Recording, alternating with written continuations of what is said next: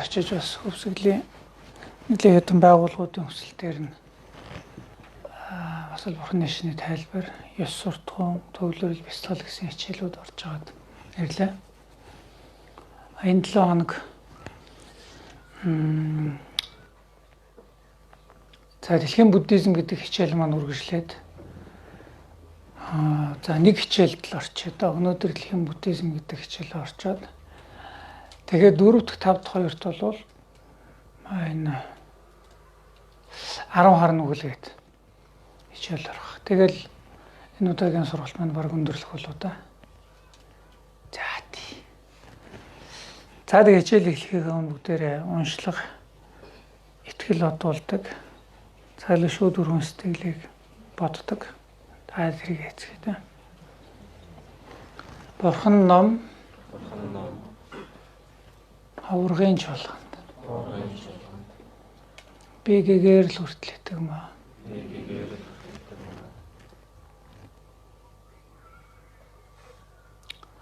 Өглөгийн болон бусад чандад хүрэхийг дадуулан үлдсэн ба өнөө миний үйлдсэн бусад буйнаар хамаг амтны тусын тулд Бурхны утгыг олох болтугай. Бурхан ном хаврын чуулганд би гэгээр л хүртлээдэг маа.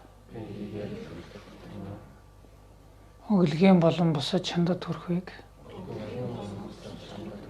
дадуулан үлдсэн ба өнөө миний үйлдсэн бусад буйнаар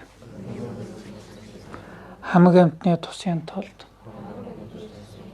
Бурхны утгыг олох болтугай. Хамаг амтан амгалан хийгээд хас жаргалын шалтгааныг төгс олох болтугай.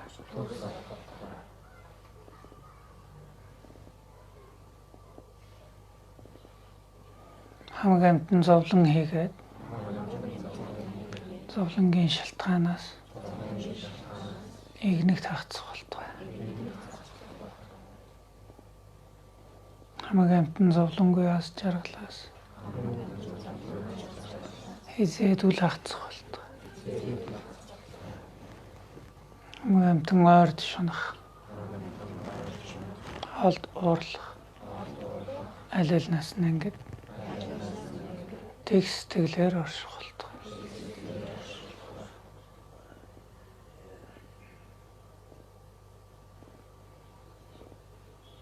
Хамаг амтан амгалан хийгээд хас жаргалын шалтгааныг төгс олох болтугай.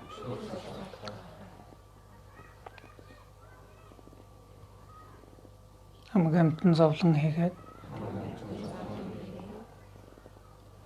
зовлонгийн шалтгаанаас игнэгт хагацах болтугай.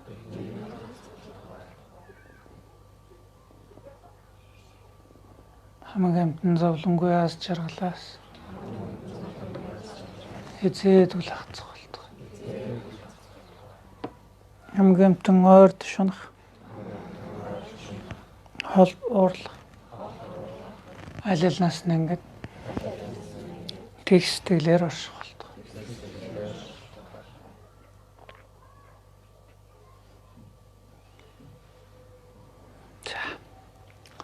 За эхлэв. Дэлхийн буддизм өмнөх хичээлээр бид нэр нь Бурхан багш нирвандур үзүүлээд ер нь тэрнээс хойш өдөөг хүртэл дэлхийн буддизм Бурханы ном сургаалаар нь хэрхэн дамжиж, өвлөгдөж, хадгалагдаж ч юм уу, уламжилж юм уу ирсэн бэ гэдэг талаар л ярьж байсан да тийм ээ. Бурхан багш нь нирвандурыг үзүүлсэн. Нирвандур. За тэр талаар. Тэгэхэд өмнөх хичээлүүдээр бас юу ярьж байсан бас нэг юм бүхэлд нь бас томлоод ганц хоёр өгүүлбэр бас хэлмээр санагдаад. Тэгээ нэг л ойрхон давтан бодож ямар. Ер нь Бурхны шашин гэж юу вэ? Бурхны сургаал гэж юу вэ? Гэдгийг л бодож ямар санагдтыг надад. Ялгаагүй юм дээлтэй бай. Алгаагүй жигтэйхэн бурхны шин сүсгтэй гэж тэр хүн бодоод бай. Тэг юун сүсгэлээд. Хийж байгаа зүйл нь өнө доторхыг ч мэдэх аргагүй л дээ ихтэй. Тэг тэр агуулга дээр байна уу юу л гэж надад бодогдоод идэв. Гэхдээ би төөрөөд явчих. Номд гарахтаа бол бурхны шин гэдэг бол муу үлийг төвчхийн нэр юм а гэж гарах. Зөв сайныг хичээхийн нэр юм а гэж. Ингээд үл сэтгэлээ засахын нэр юм а л гэж харах юм л да. Гэж харах. Яг хүний сэтгэлийг ер нь мэдэхгүй л дээ. Гэтэ үйлдэлээр ер нь гарч байгаа учиртай юм шиг байна. Ойлгож байгаа зү тийм ээ. Би бол сайхан бодсон. Гэтэ муу юм хийгээд байгаа бол дэмэл юм биш дээ. Үйл нь гарч ирж байгаа. Үйл нь гарч ирэхдээ зүгээр л нэг надад бодогдоод идэв.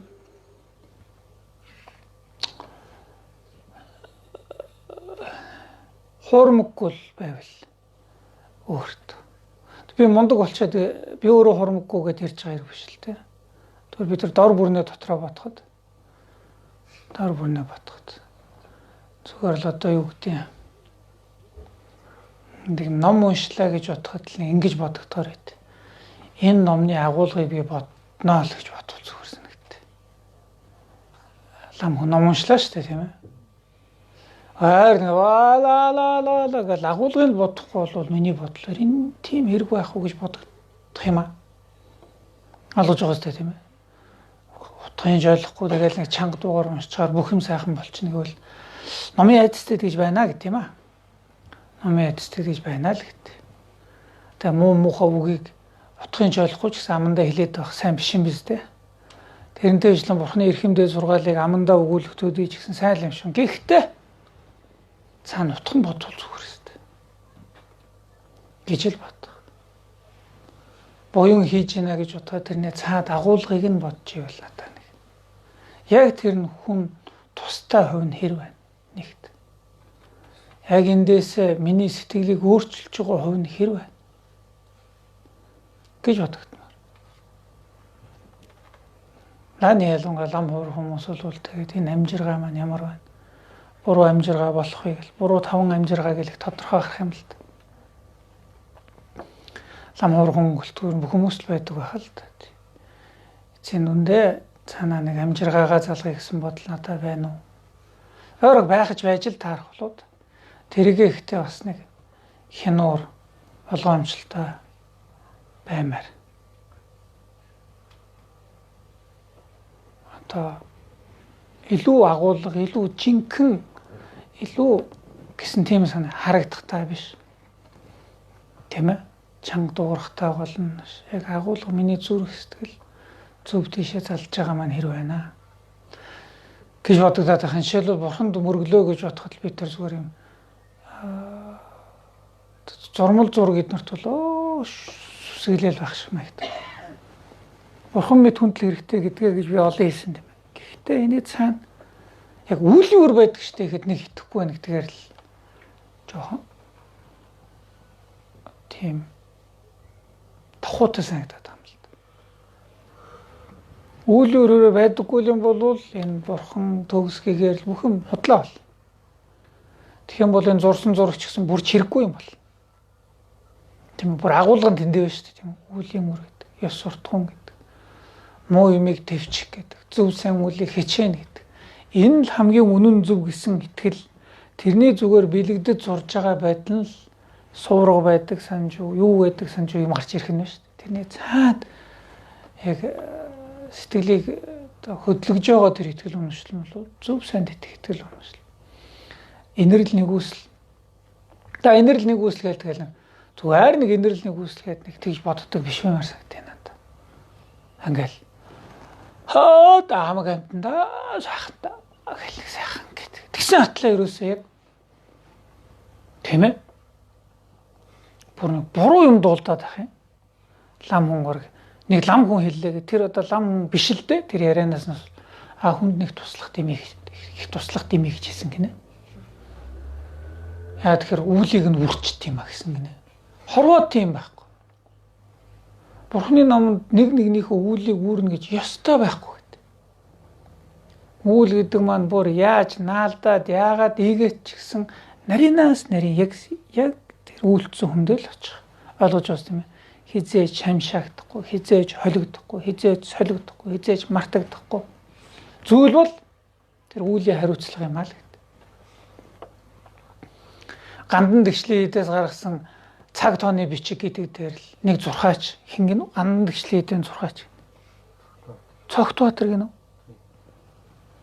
Буян хийж болдгоо өдрөө гэж биччихье. Өнөөдөр буян их юм бол 9 үеэрээ дороотно гинэ.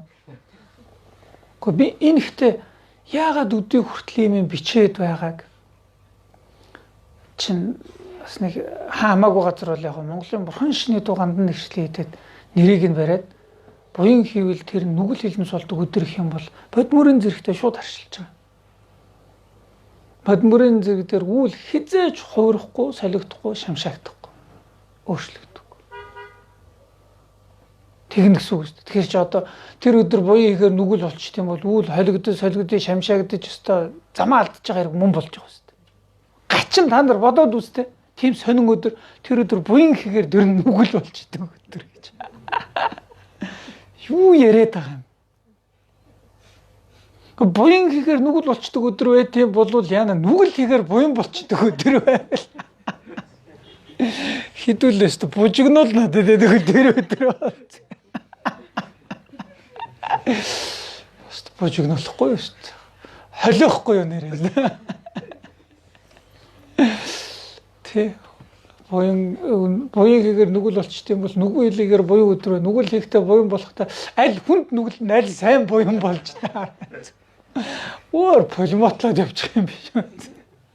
Гэхдээ ийм нэг юм ямар ч бурхны сургаалын үнэр байхгүйгээр үл барам бүр бурхны зарилгийг бүр нэг ганц төвөө уруулъя гэж бодсон шиг юм. Тэгээд Монголын бурхны шний дугаан дэгшлээдд байд. Би хэлээд л байгаад л. Зурхаан номдор зурхаан ном авчираад би бодмөрийн зэрэгээ гаргаж яриад би мэтгэлцсэн мэр. Алинд нийтх юм бэ? Ганцхан бодмөрийн зэрэг бурхан багшийн сургаал, үүлийн өрөөний сургаал байж шүү дээ. Чөлөгдөхгүй гэж. Яа, буян болохоор нүгэл болдог өдөр байдсан бол одоо буян чигээд нүгэл чигээд үрн гардгүй өдөр гэж бас байна да тийм ээ. Ямар ч яагаад ямар ч үр дүн байхгүй байдаг өдөр байж таарах гээд байна. Тэр өдөр нэг олон байна гэсэн шүү. Гурал нэг хэдэн хуудас зэргүүлэл дахиад буян хийж болохгүй гэл. Гэхдээ тэр өдөр тэгэхээр гандан дэгшлээд хурлаа орж болохгүй гэсэн. Тийм үгүй юу? Гандан дэгшлээ чин дээр хурал ном урахыг буян үлдэнэ гэж бодоод бид нар хордог гэсэн. Хурал хурж байгаа юм ч тэр инээ цаана. Нэг жоо хэд омтог гэж надад бодогдоод байгаа. Ер нь бидний одоо бурхны шний хандлага юу гэсэн санаа байхад нэг юм арай л нэг юм нухацтай биш болцгооц юм уу та бид нар. Ямар ч юм энэ дээр би зүгээр энэ тэнд хичээлүүд орж шít. 40-тай хүрсэн хүмүүс ич би нэгэ нудралт заалж гэж үг гэнэ. Шал балав хийсэн нэг юм чалчаа хөхтэй. Нэг юм жоохон завхаа зайдан дөө жоохон би нэгэ явуулсан маягтай. Тэрийгээ нэг ам хураагүй ярцгаал ингээл чи нэг юм зарчим юм нэг бүр за бүх юм нухацтай хандхаа байхад нухацтай хандах ёстой юм гэж байна шүү дээ тийм. Ном дээр гараад шашин номондоо бол тоглоомын төдий чанд тоглоомын төдий чааж болохгүй л гэдэг. Зүгээр л ярих нь шүү. Хин хурч тэгж хэлж болохгүй. Яг л чи миний нэг юм арай өөр нэг юм байна шүү дээ тийм ээ. Би яач галзуу солиордог байлаа гэсэн арай ч ихтэй нэг ижи авгаараа тоглож болохгүй гэдэг шиг тийм ээ. Бурхан шүтээ манавамаа бас ингэж болохгүй.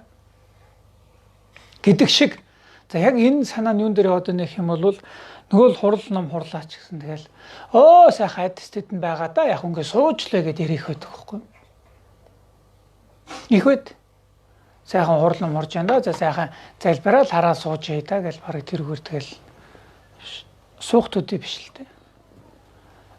Огт суухгүйсэн суухан ч хэрэгтэй л байх л та. Гэтэ суух юм бол бодох. Бясалгах. Хүүхэд биш дээ. 12 3 4-тэй хүүхэд бол бас яах вэ? 20-с дээш хараад авч тэгэл 30 40 хүрсэн хүн бол тэр нь бүр нэлээд гүн юмыг за дуурайхад бараадад хийчээ биш яг л хийя гэж бодох цаг л надад хийж санагдаад. За тэгээд ер нь Бурхны шашинт хүн Бурхны шашныг оролдож байгаа, итгэж байгаа хүмүүс хамгийн түрүү юу баймаар санагдсан бэ гэх юм бол өөрийнхөө сэтгэлийг л ажиглах гэж боддог. Өөрийнхөө сэтгэлийг нисванасаа танин барих гэдэг юм. Нисванасаа танин барих гэдэг нь болохоор бид нэр ерөөсөө яг Бурхны шинд нэг юм ялгаа байт юм. Хүний мэрэгжлийн ялгаа гэж байна шүү дээ, тийм ээ. Мэрэгжлийн ялгаа. Цагдаа сэргийлэх хүн бол нэг онцлог болсон зүйл байна шүү дээ. Замын цагдаа хүний нэг онцлог болсон зүйл бол хуульч хүний нэг байж бол шүдний эмч хүний нэг дадал байж бол хүний шүдийг л ажиглаж яадаг гэж болно шүү дээ. Бодохгүй ч гэсэн тэгж энэ гэж харж. За Бурхны шинтэн хүн бол зүгээр хүнийг өөлөх биш шүү. Өөрийнхөө сэтгэлийг за ингэж энэ шунал биш шүү дээ. Энэ муу шүү дээ л гэж бодож байгаа юм шиг.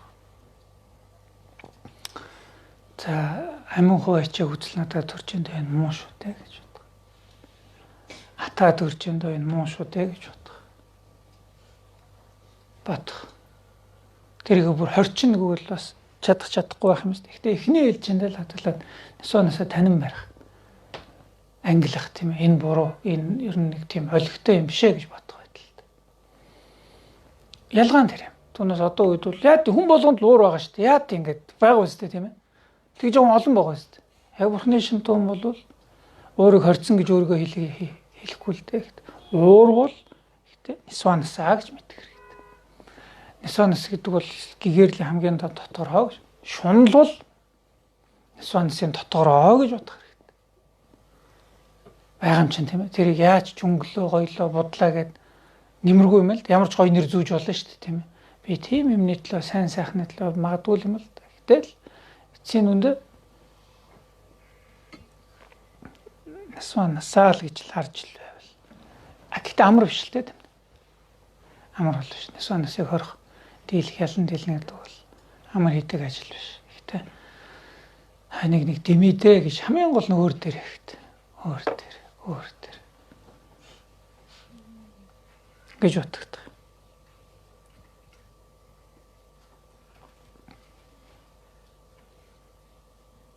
Зүгээр ихтэй дэлхийд дээр олон шашин шүтлэг, олон үзэл баримтлал байна ихтэй. Нисоонос гэж нэг юм байдаг. Тэр буруу юм аа. Үүнийг дарна. Үүнийг дарах арга байна гэдэг шашин өөр байхгүй шүү дээ. Өөр байхгүй. Мөнхийн деважин төрн эзэн тэнгэр аварнаа л гэсэн сургаалууд байгаа болохоос биш. Нисоонос гэж юм бол энэ яг хоригдсон юм аа. Төвчих ястай, ялан дийлэх ястай. Яг ингэж үүнийг ялан дийлнэ. Би хэмээх сэтгэл энэ болгоны үндсэнд байна. Үүнийг ялан дийлнэ гэдэг шин цор ганц юм байна.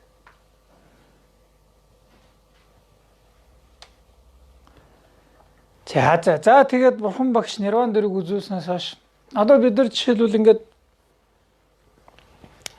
за энэ дээр одоо ингээд жишээлбэл шервнэм гээл тийм ээ бэлгийн зүрхэн содор мотор гээл би хэлжсэн юу лээ Бурхан багш тэгээд 3 юм номын хүрдийг эргүүлсэн гэж хэлээ 3 та эргүүлсэн агуулгын үед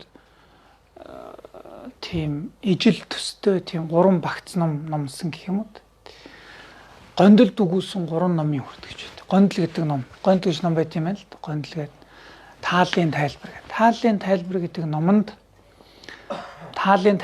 номонд заавал гэж харах. Бач. Дондоо яндаг баг. Өөч нэр нарч ирэх. Тишүү андар дондоо яндаг баг. Тишүү андар. За би нэрийг андуурч Монгол андуурх ёсгүй нэртэй. Хутагт дондом яндаг гэдэг нэртэй хүн. Хутагт дондом яндаг баг. За би нэрийг андуурч магадгүй март өсгөл бас. Хутагт дондом яндаг гэж хүн Бурхан багшаас юм асууж байгаа юм л да. Тэгж асуухтаа Бурхан багшийн сургаалуудыг агуулгын нүднээс юм 3 категорид хуваасан байна. Та эхний тийм ээ энэ тодорхой хугацаанд иймэрхүү агуулгатай номнууд номлосон. Хоёр дахьт нь бол тэгэхээр энэ 3 агуулгыг л юу гэж хэлдэг вэ? Номын хүрдийг 3 таа эргүүлсэн гэж хэлдэг. Тэр 3 янзын сургаал шүү дээ тийм ээ. Тэрийг 1-р номын хүрд, 2-р Гондол тааллын тайлбар гэдэг номонд өгүүлсэн 3 номын хүрд гэж хэлж байгаа. Тэгэхээр тэр дундх номын хүрд гэдэг нь хамгийн их дээд гэж яригд юм л да. Одоо бэлгийн чандад төрхөө судар. Бэлгийн чандад төрхөө олон судрууд байдаг учраас хамгийн товчхон одоо хурангу зүрхэн гэдэг нь шимнэ гэсэн үг л да. Шим судар нь бол бэлгийн чандад хөрхөн зүрхэн судар гэдэг энэ богинохоо нэг хуудасгаар ном байна. Тэгээ жишээ авч байгаа юм шиг зүгээр энүүгээр жишээлээд бодоход энэ ном юу гэж эхэлдэг вэ гэхээр тэг Буддагийн өөрийнх нь зохиосон зохиол ахна шүү дээ тийм ээ. Энэ ном юу гэж эхэлдэг вэ гэхээр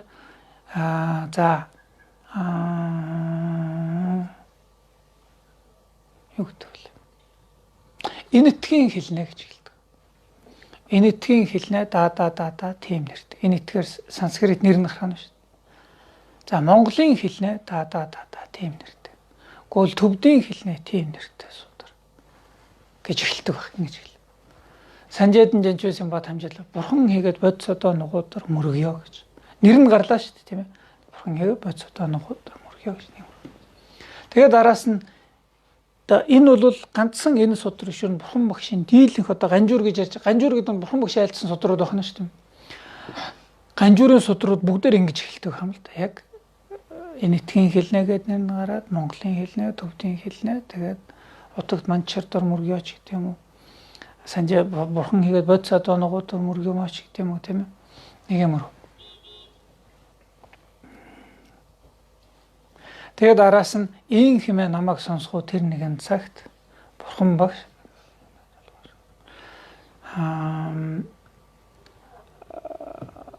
тас зогцсон уулна гэж юм л да. Тас зогцсон уулна. За гэлэн хуургуудын хамт бодисатын хуургууд нугуудын хамт оршихоо гэсэн шүүл. Иймэрхүү. Даггүй өөр олон судрууд өөр юм л та тийм ээ. Итгэлгүй эдэн гомьёо сайжин жанзалмаар тэг итгэлгүй эдэн өглөгт хааны цэцэрлэгт тийм ээ. Бүхнээ баясгалан тэмээх цэцэрлэгт сун аваа гээл тийм ээ. Тэгээ бурхан багш үдээс өмнө гүнцэгтэй морилж яагээл үдээс өмнө хурч ирээ тэгээд одоо яг л нөгөө гэлэн хүний сахилын ёсоор ингээд хамаа цавлж зайл цэвэрлээд тэгээд тэгд суулаа гээл тийм ээ. Тэгээд тийм диян бясалгалд суулаа гээл. Тэр үед нь тэр шавь нь урд нь ингээд өвдгөө бохироод нэг өвдгөө яагаад нэг өвдөө яагаад тэгээ бурхан багш ийн хэмээн айлтгаа. Өөрийнхөө номын юг ингээд гаран дээр ингээ буулгадаг байна. Ингэж буулгаж байгаа. Нөгөө бол хүмүүс ингээ гурантай бурхан багшийг гороолж иргэжээ. Тэгээ гороолж ирэнгүүт л нэг шавна гэж хаад бурхан багшаа ийм учир байна гэж асуугаал тийм ээ. Тэнгүүл нь бурхан багш хариулал. Үгүй өөр шавнар хоорондоо ярилцал. Иймэрхүү л явцсан байт. Яг бурхан багш айлцсан судрууд гэж судрууд. Жохо ялгаатай л да. Тэгэхээр эндээс одоо сая энэтхгийн хэлнэ, төвдийн хэлнэ, монгол хэлнэ гэдэг нэг энэ үгөө шүү дээ тийм ээ.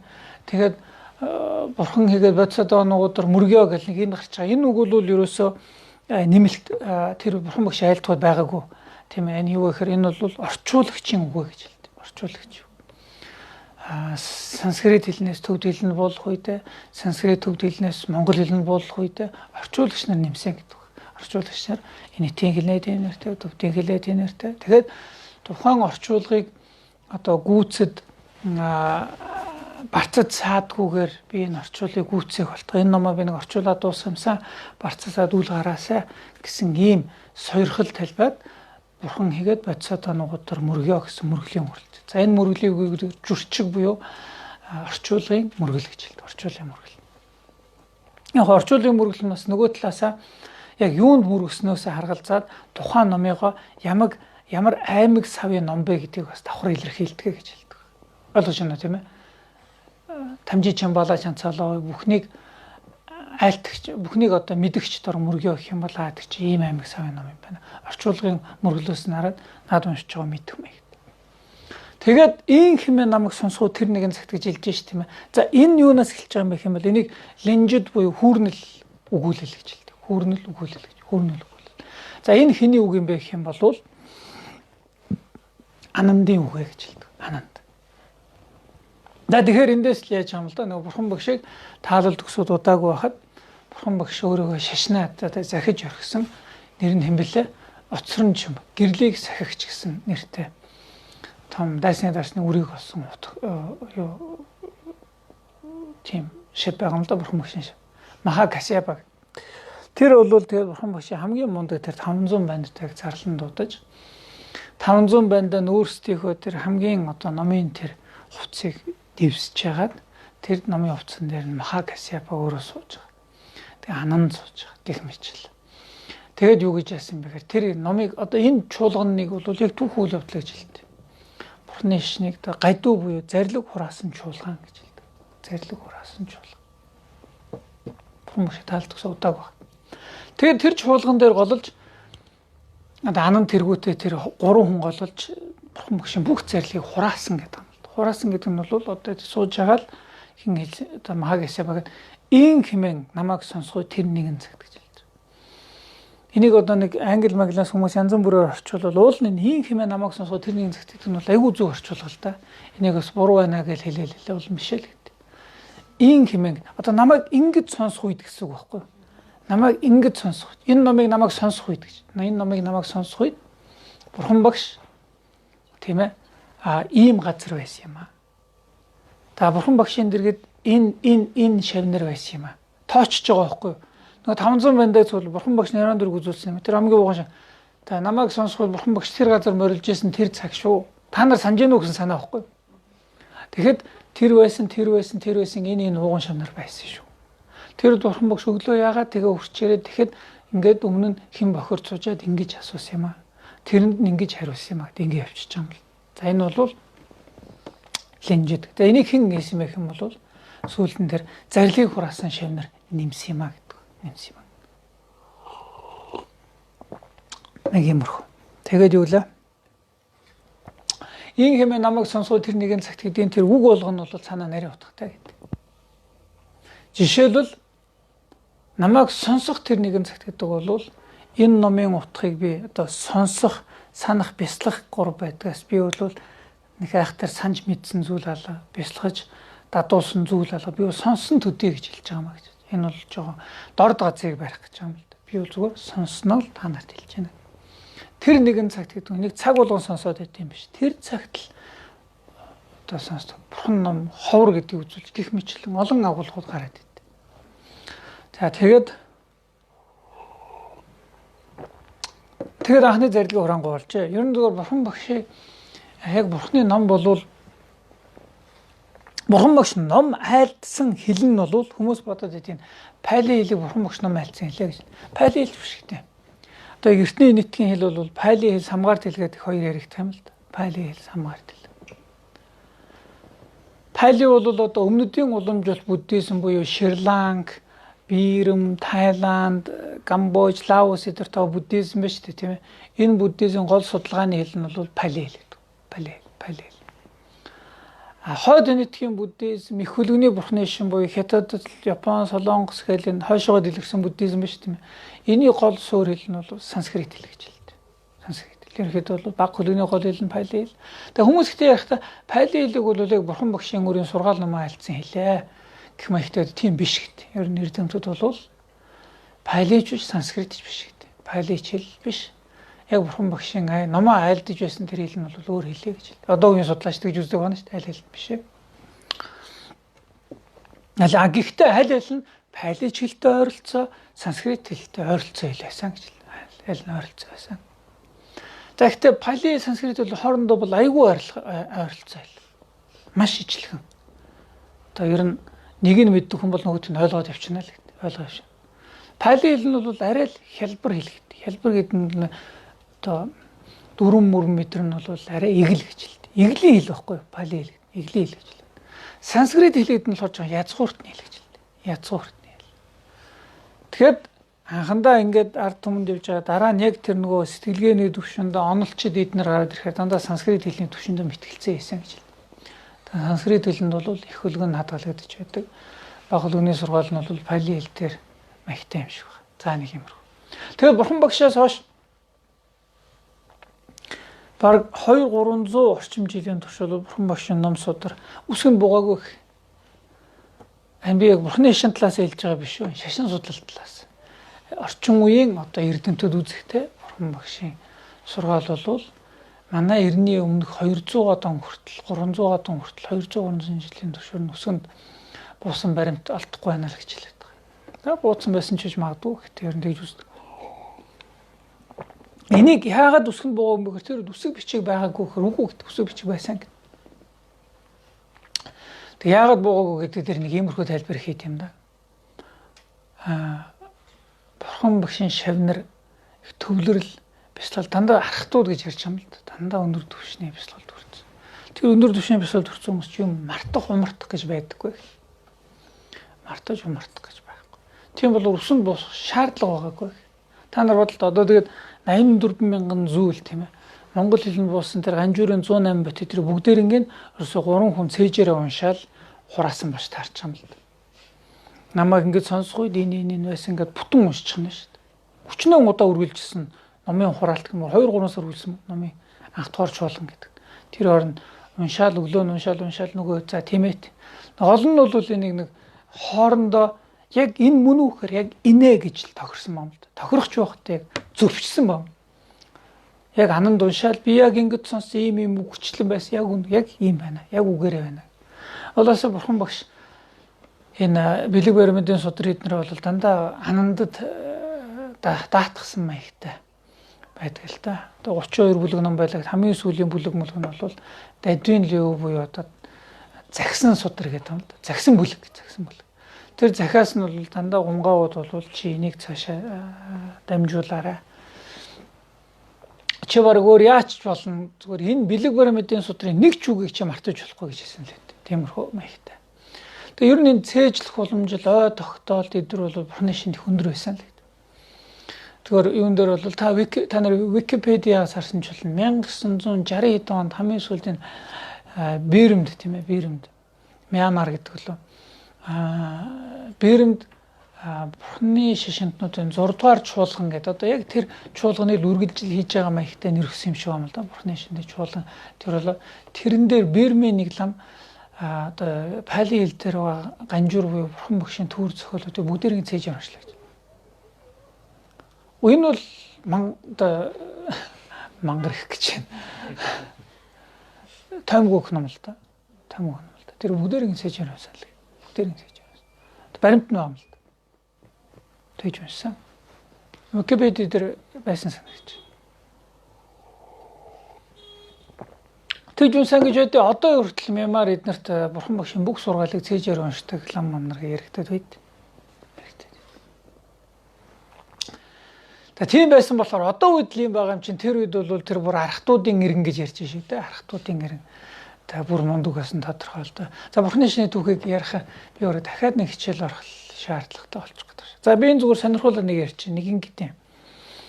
За бурхан багшийн тэгээд зарилгын хураалт ингээ болжээ гэж. Зарилгын хураалт. За тэрнээс хойш их сурвалжууд өөр байт юм а 60 орчим жилийн дараа гэл нэг яриа байт.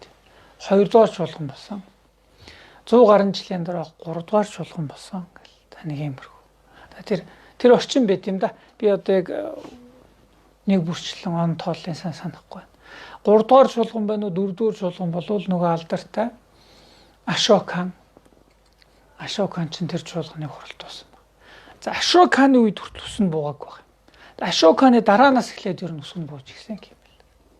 Ашокан чи энэ нийтийн түүхэнд хамгийн мундаг анги юм шүү дээ. Хамгийн мундаг. Энэ түүх хүчтэй байсан гэх.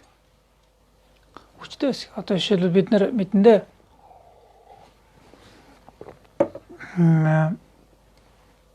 Александр тийм ээ Македоны тэр мэрчин бол тэр Перс тэр юм уу бол зүгээр бүгдээрингийн эзэнш дуусчаал тийм ээ. Хамгийн сүүл энэтхгийн хаяанд хүрчээрэл тэгэл цааш явж чадаагүй гэдэг шин. Тэгдэг гардаг тийм ээ. Энэтхийг хүрчээл тэгэл заантаа зэргүүдийг хараал тэгэл. За би одоо л жинхэнэ дайсныг харлаа тэгэл. Тоор юмлээ нэг амар өндөр нуруулаг тийм жанжантаа тараал. Тэгэл тэн дээр бүүн байлцсан. Тэгтэл тэр чинь бол энэтхийг нэгдсэн том ус байгаагүй захын нэг орг хаантад байлцсан маш тарч байгаа юм л да. Байлцсан маш тарч. За тэгээд юу лэх вэ? Тэгэхээр энэтхийн тэр олон жижиг хандлаг эднэрийг бүгдээрингийн нийлүүлсэн одоо хамгийн том хаант улсын бол энэ Ашокан. Тэгээд энэ хаант усаа байгуулахын тулд олон хүн хийсэн юм шиг. Хожим бурхны шинд орсон. Бурхны шинд ороод тэгэл дахиж нүгэл үлдэхгүй л гэсэн юм шиг. Дахиж нүгэл үлдэхгүй. Яг Ашок хааны мэдэгдэл хаан төр барьсан түүх мөх бол ер нь их яригддаг да. Нэрүүгийн тэр ертөнцийн түүхүү сүхэн үзхүүж холооныг 2 3 ботном байдаг шүү дээ тийм ээ. Тэрэн дээр бол нэрүү бичсэн байдаг. Ашок хааны үед амьтны имлэг байжээ гэж үзсэн. Амьтдын имлэг байж. Амьтдын имлэг гэж одоо бусад дэлхийд бол одоо хэдэн оноос бий болсон юм тийм л юм байна. Амьтдын имлэг гэдэг Ашок.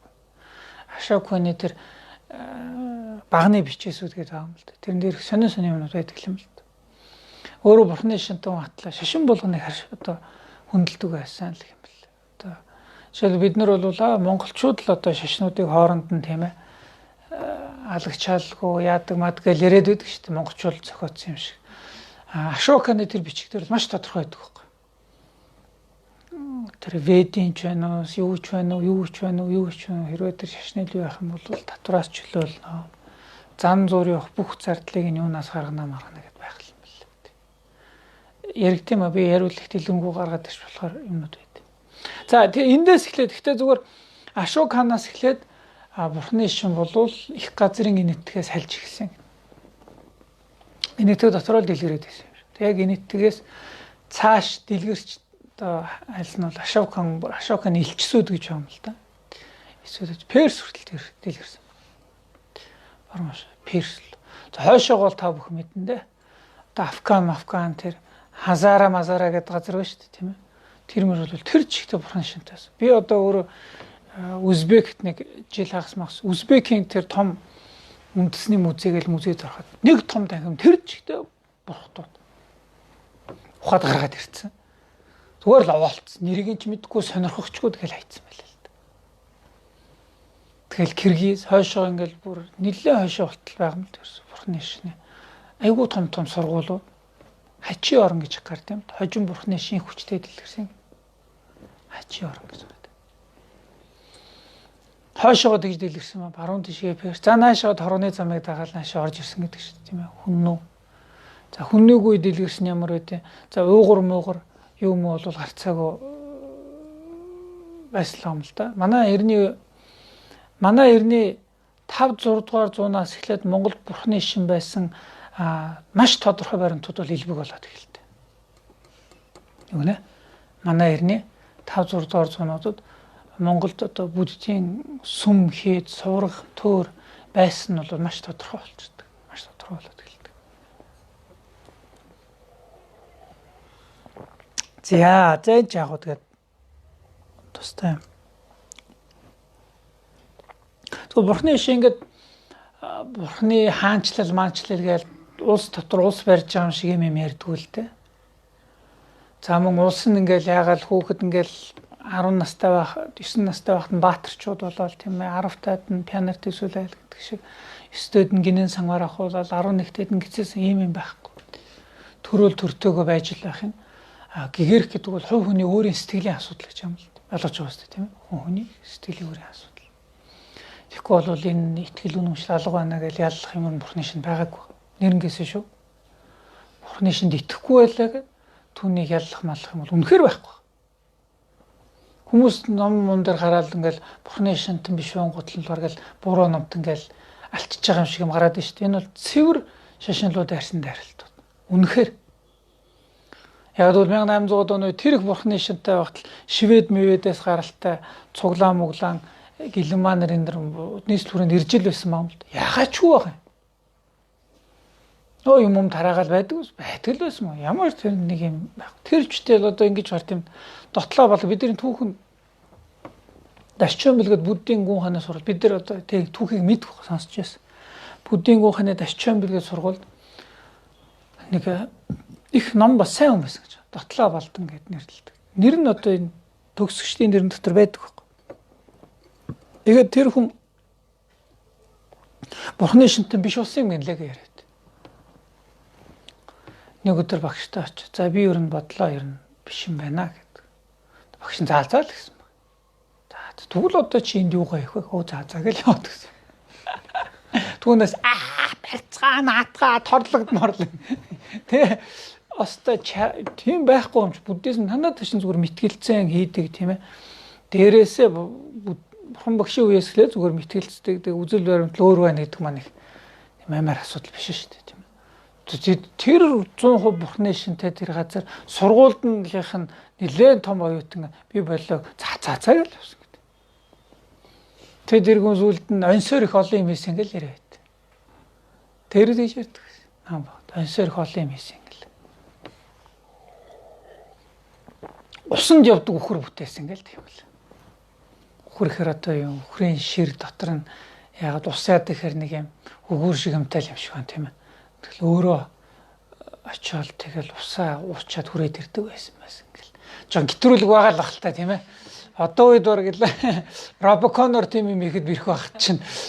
Гэхдээ зүгээр онс их яадаг байсан л юм бэл. Онсоор их мундаг юм яадаг байсан. Тэгэхээр тэр бол зүгээр хүмүүс. Гэтэ тэглээгээд тэгээд энд нэг тийм юм байхгүй. Зүгээр ингээл мэтгэлцээл ягаал. За тэгээд энэ юу юм?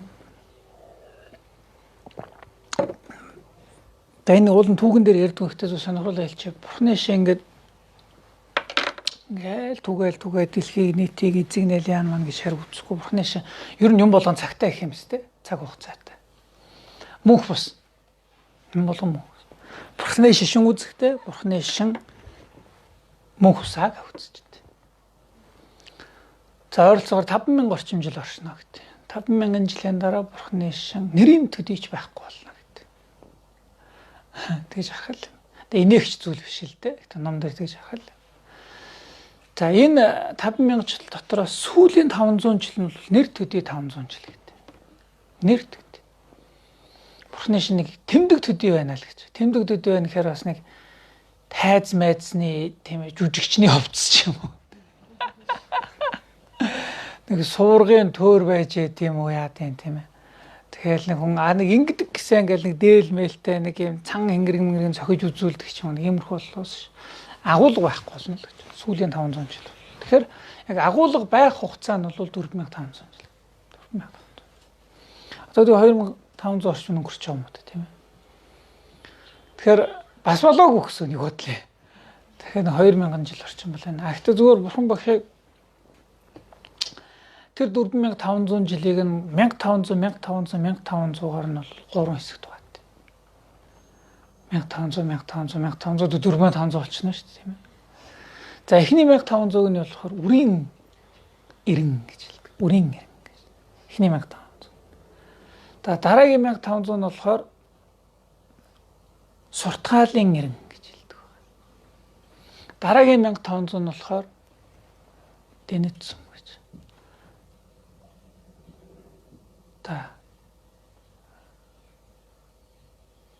Аймаг сав гэлгээд аймаг савын эрен гэх юм. Аймаг савын эрен. Иймэрхүү. Аймаг савын эрен би энийг тайлбарлах нэг иймэрхүү хэлчих. Бурхан багшийг ер нь зөвхөн нийт сургаал номлуудыг нь 3 аймаг савд хураана гэдэг. 3 савнд хураана гэж. Энэ ярихдаа бол ингэж хэлэх юм лээ. Бурхан багшийн анх нөгөө номнууд нь бичигдээд модны навчин дээр бичдэг байсан. Модны навчин дээр бичээд тэгээд нэг сагсан татгалдаг байсан. Тэгээ агуулгаар нь ингээд үнэхээр яг сагснуудад хуваадаг байсан юм байна л да. Тэгэхээр энэ сагсны ер нь сагс гэсэн үг гэж л. Энэ сагсны ном, энэ сагсны ном, энэ сагсны ном. Тэгээ 3 сагсанд гололж л. Агуулгаараа 3 сагсанд орно л гэсэн үг. 3 категори байна гэсэн.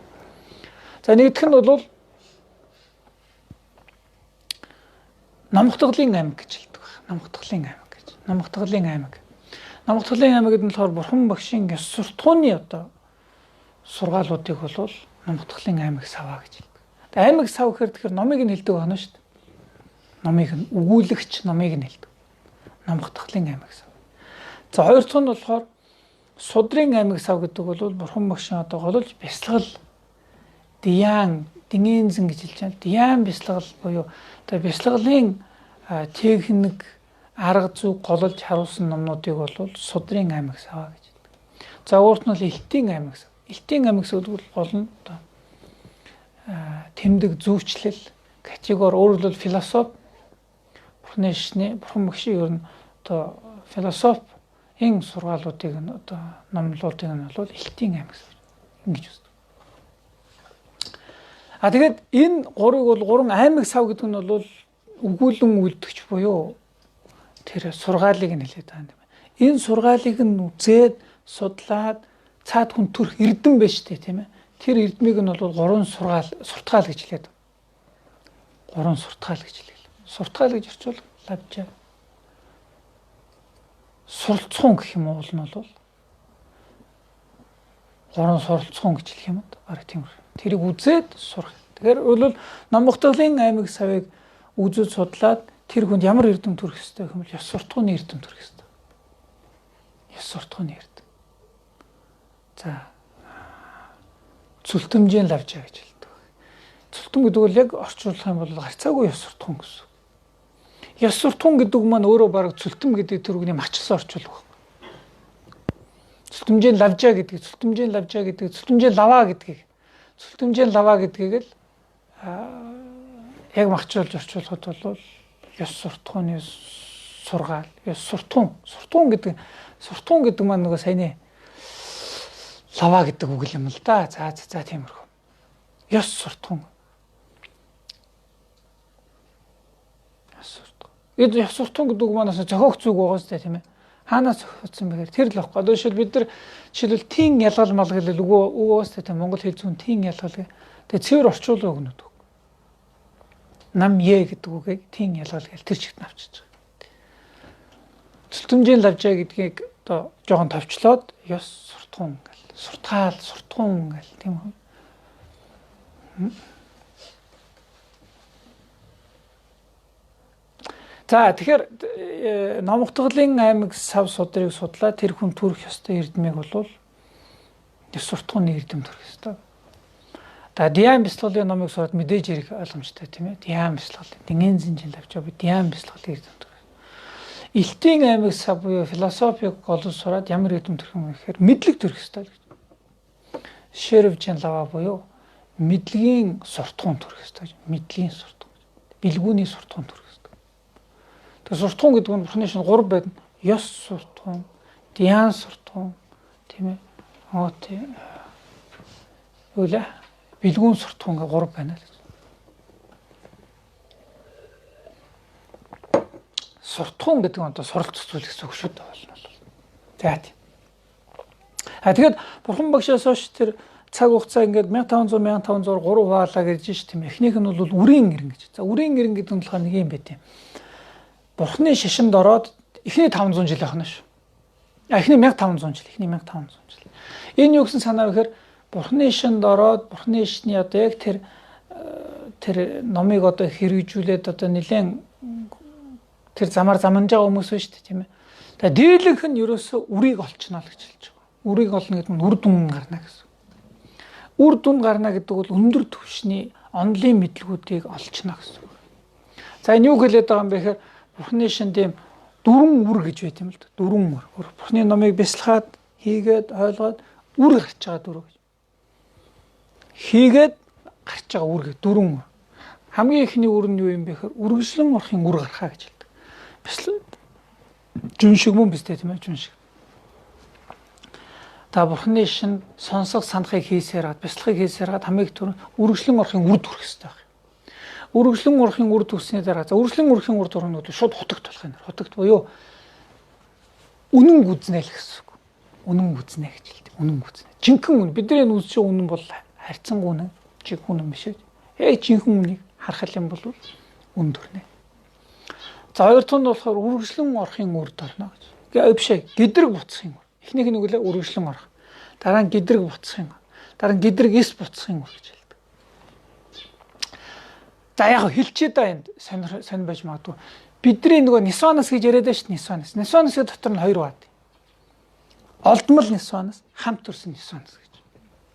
Олдмол нисванас гэдэг бол энэ насны бидний үдсэн туусан өвөрмөц одоо нэг experience буюу тэр нэг юм байна шүү дээ тийм ээ.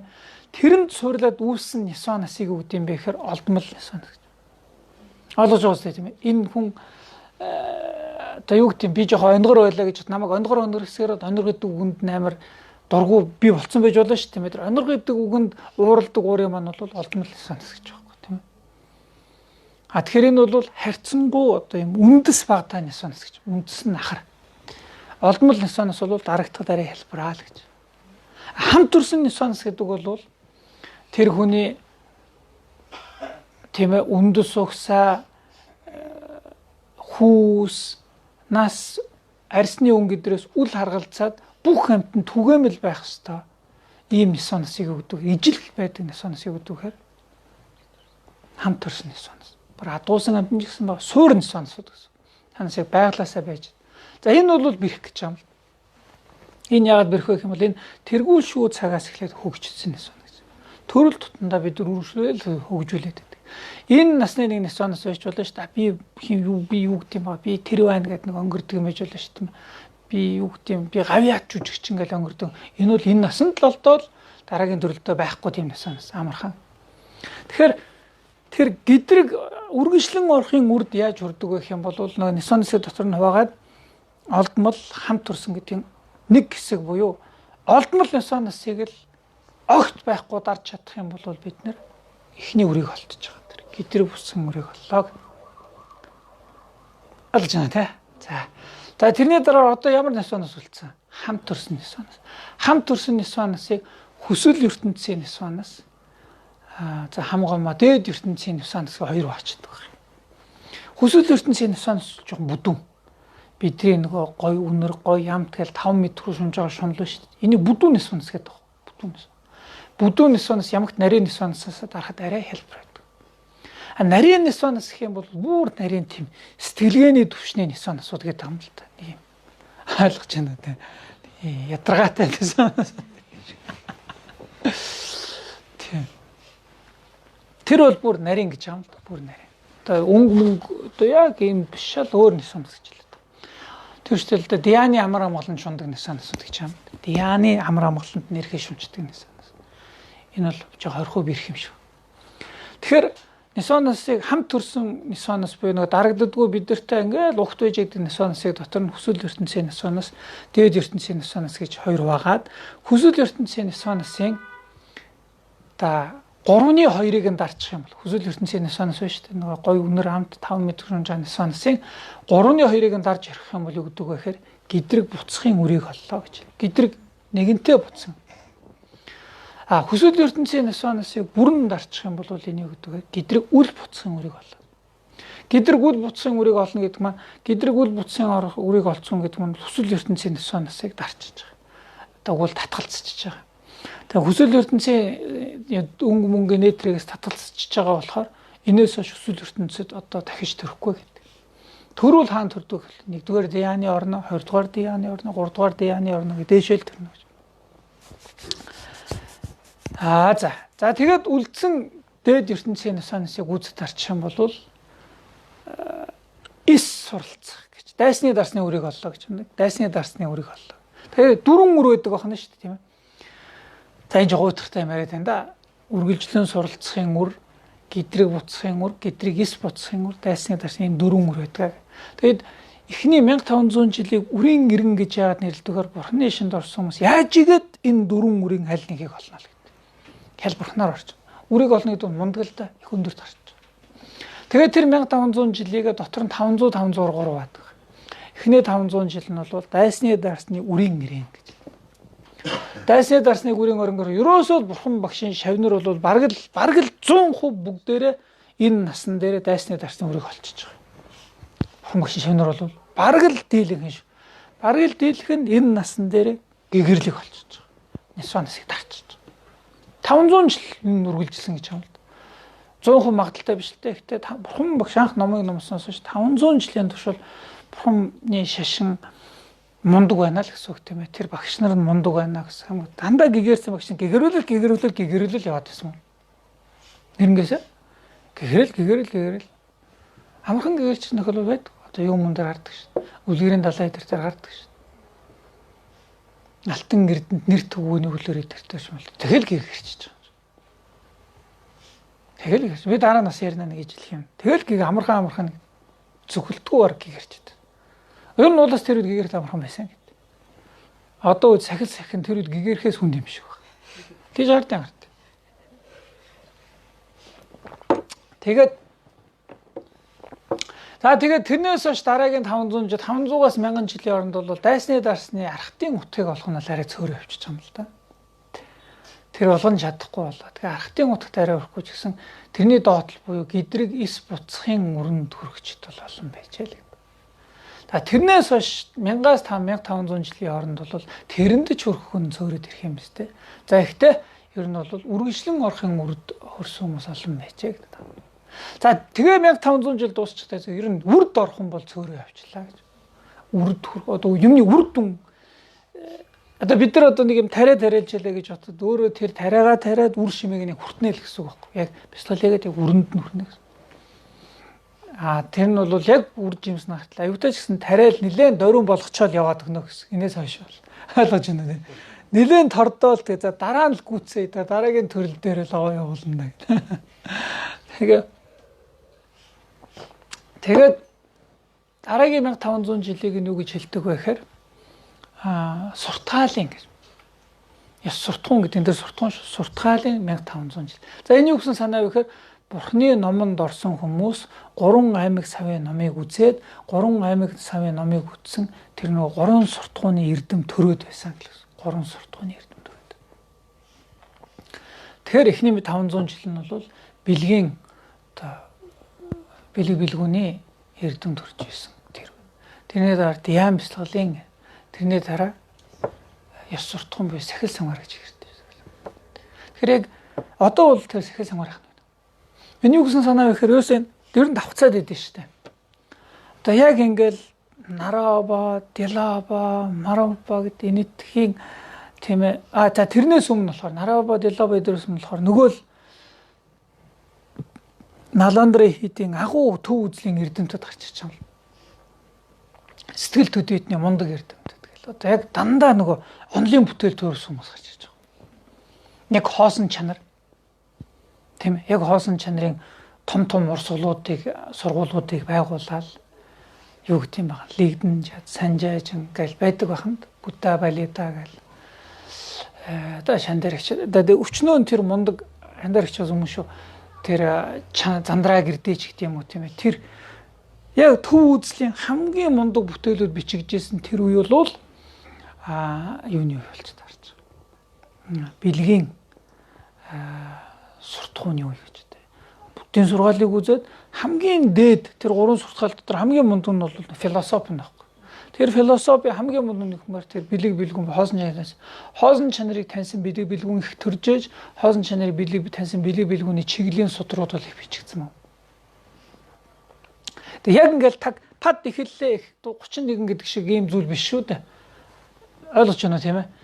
Ойролцоогоо нэг юм ууссан байдалтай л байдаг зүйл шүү дээ. Тэгээд тэрний дараа яд юм бэ гэхээр тэрнээс ч хойш яг л одоо энэ нэтхийн агуу бандитаа нар уучлаарай нөгөө дөвчнгүүд 80 шидтэн гэлдэг шүү дээ. Тэгвэл Дилаба, Нараба, Падамбч гэдэг юм уу тэр тэгэл төвдийн агуу бяцлагч нар гарч ирж байгаа юм л мэл. За тэр үерэн үе маань юу гэдэг юм бэ гэдэг ирэхээр л нөгөө Дианы суртгаалын үе. За тэрнээс хойш одоо сүүлийн 500 жил одоо бараг л юунд дуусангаа алдчих. Энэ бол юу гэсэн санаа гэхээр энэ үед хоосон чанарыг таньсан хүн гарахгүй гэсэн үг биш шүү дээ. Диамс л дүрсэн гарахгүй гэсэн үг биш. Тэ гололж зөнхлөх Бурхны шашинд ороод хүмүүст өөртөө төрүүлж чадаж тийм ээ өөрийгөө авардаг ч гэх юм уу гол гарын авлага гэх юм гол анхааран авлага болох тэр Бурхны шашны гол эрдэм нь энд юу болох вэ гэх юм бол ёс суртахуун болно л сахил самгаар. Одоо тэр мундаг хоосон чанарыг онсон хүн цөөрнө. Мундаг Диан бяцлагалд нөхөрсөн хүн цөөрнө. Тэгвэл юу юм за явдал мөрөнд сайн байж ижил. Ойлгож байна тийм ээ. Бурхны шанд орсон хүмүүс нэг явдлан засагдаг байж аж, мөрөн засагдаг байж аж. Цаны ялангуяа лам хуургууд нэг гэдэг юм бол сахил самгаар ариун сахиж бай. Энэ л одоо хамгийн мундаг бяцлал болох цаг юм шүү. Мундаг бяцлал болох цаг юм шүү. Одоо хэрэгжих нь бодит нь. Түүний хоосон чанарыг битээ бяцлах гэсэн үг биш шүү дээ тийм ээ. За ийм юм шиг байгаа юм да. За тэгээд тэрнээс хойш 1500 нь бол нөгөө аймаг савын иргэн гэж. За бүр эрдэмэн төрөхгүй ч гэсэн тийм ээ. Тэрийг судлаад эрдэмэн төрөхгүй ч гэсэн номыг надаглаад үзнэ л гэж хэлж байна. Номыг над. Одоо тэгэл энэ яг сахил самгаар жинхэнэ ёс суртахуун төрхөнд буурал эхлэхтэйгээ зэрэг адглаач гэсэн нэг уншдаг, сонирхдаг. Тэгээ тэрэн дотор юу сонирх, хоосон чаныг сонирхно гэж. Надад тэгж бодогдоод. Одоо нийтээрээ тийм ээ. Яг бурхны шнийг жинхнээсээ өөртөө хэрэглэх мэрэглэн буурал худлаа нэг хоосон философи нь гоё штэ гэж яриа байгаа үстэй. Яг өөрөө тэрийг ингээд итгэх, хэрэгжүүлэх, өөрийгөө засах гэдэг сонирмш. Яа, буддийн яг сургаал нь хөөрхөө чиж байгаа шиг тийм. Тиймэрхүү санагдаад байна.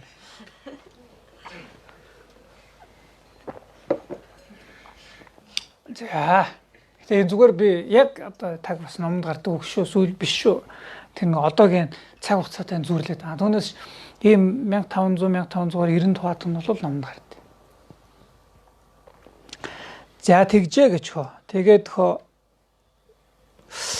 өнөөдөр Монгол дэлхий дээр байгаа бурхны шнийг ер нь үндсэнд нь бол за тэгээд бурхан багш ингээд зарлиг хураагаад явсан гэж Ашоканаас хойш Ашокан ч олон тишиг илч зарж тэ хамгийн их мундаг одоо дэлгэрсэн нь бол Ашокан хүү охин хоёроо юу л явуулсан гэдэг.